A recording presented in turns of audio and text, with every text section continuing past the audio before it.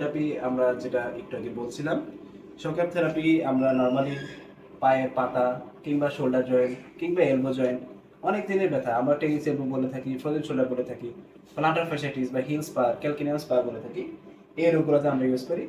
আমরা shock wave থেরাপিতে automatic programme রয়েছে কিংবা আমরা মডিফাই প্রোগ্রাম করতে পারি। তো এখানে আমরা একটা শক ওয়েভ থেরাপি একটু চালিয়ে দেখাবো আপনাদেরকে। তো আমি এখন যে ডিভাইসটা চালু করলাম, এটা হয়তো পেশেন্টের পায়ের সাথে লাগাবো এবং হ্যাঁ আমরা আল্ট্রাসনিক জেলটা ইউজ করবো। এই আল্ট্রাসনিক জেলটা আমরা ইউজ করে থাকি। আল্ট্রাসনিক জেলটা অ্যাপ্লাই করার পর আমরা মেশিনটা অন করি। মেশিনটা অন করলে এরকম সাউন্ড হবে।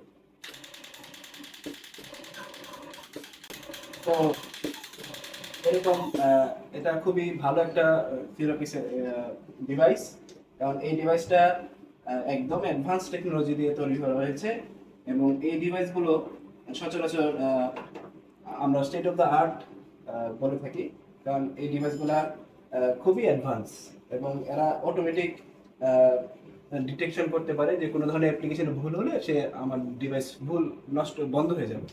তো আমরা সেই জন্য এই শক থেরাপিটা ইউজ করি, আমরা স্পেশালি যারা ট্রেন আপ করা রয়েছে তাদের জন্য।